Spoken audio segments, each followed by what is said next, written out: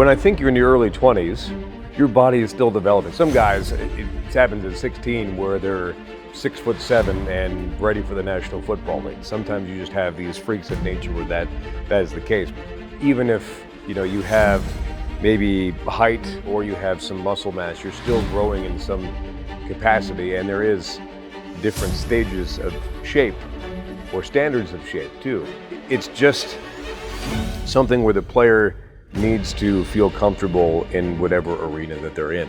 And I think for Sean Behrens, that's always the case. It's going to be physical strength, it's going to be mental strength.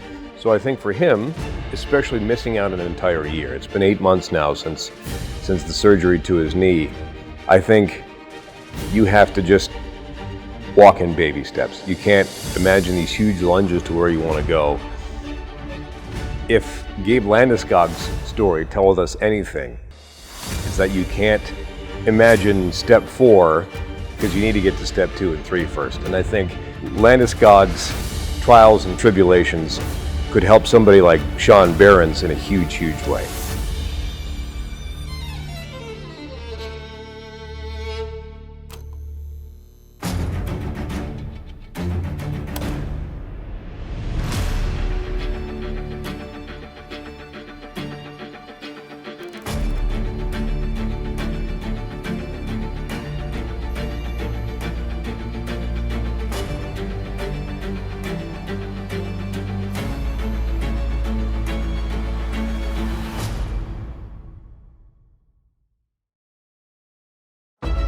My name's Sean Behrens. I'm a hockey player for the Colorado Eagles.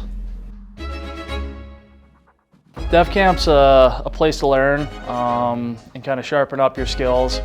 Come into NHL facilities and work with NHL caliber coaches and skills coaches to sharpen up your skills and try to take something away for next season.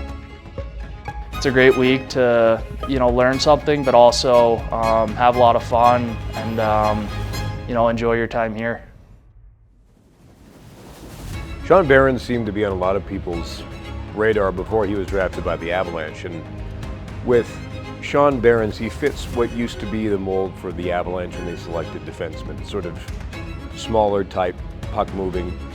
And it's interesting to see the archetype of the defenseman drafted in the NHL move from small puck moving and then back to big crushing defenseman, and then you have a guy like Cale Makar come in and change the game completely. So Sean Behrens, not the biggest player in the world, but he plays bigger than he is, and his will and competitiveness is big too, which is a huge reason I think why he was eyed by a lot of teams and eventually selected by the Avalanche in round number 2. So I think with the expectation on Sean Behrens and how smart he is, how tough he can be for as small as he is. Talked about the drop-off of his offensive production. I think that the injury wipes all that out. Yeah, it was, we were doing a scrimmage up in Loveland, and I was kind of battling for a puck, and it was in my feet, and guy got tripped up, fell on the outside of my leg, and it kind of caved in, and like kind of instantly, you kind of have a sense that something's not right. Throughout the rehab, there's a lot of ups and downs. It's a really humbling experience when you go from an NHL camp to not really being able to walk. I think every day is a new challenge. Whether your knee's feeling good or not, you kind of have to push through it a little bit and try to make the most of each day to stay on that progression. I think in order to get a call up to the National Hockey League, you have to be the best player at your position in the American Hockey League, which is why Jared Bednar always says if there's an injury to a player on the Avalanche, he talks to the coaching staff up in Loveland with the Colorado Eagles, now led by Mark Letestu, and he says, okay, where is everybody at? Who do you think is ready for this jump or maybe needs this jump? And then he'll get the feedback from that coaching staff, and then the decision is made. So if Sean Behrens is able to come back from development camp where he was non-contact, should be ready to go for training camp in September, full contact by then.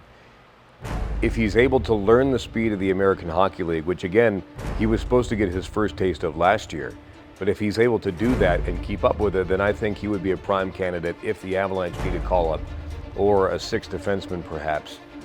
I feel like you kind of feel that from fans and stuff from going to school in Denver. But at the same time, it's exciting. Like, there's outside noise and there is opportunity there, but at the end of the day, you have to earn everything you get. And just, you know, when that opportunity comes, make the most of it. So right now it's just trying to get back and get myself ready to go, so when that opportunity comes, I can make the most of it. There's always a criticism of teams that are in the championship window, and that's what the Avs are in. Joe Sakic saying famously at the end of last season that, hey, as long as you have Nathan MacKinnon and Cale Makar on your team, you're in a championship window. So that's the case for the Avalanche. And when you're in a championship window, you are more willing to part with prospects and picks that you have acquired over the previous seasons in order to get NHL-ready competitors to win more. So I think that criticism of the Avs don't have a ton of talent in their prospect pool is a little unwarranted because, well, you usually can't have both.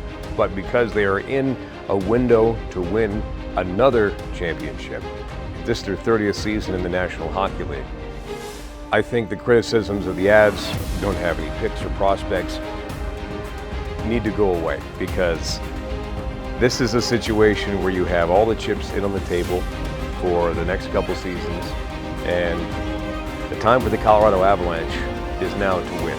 It's all about the NHL roster on the ice to try and hoist the Stanley Cup.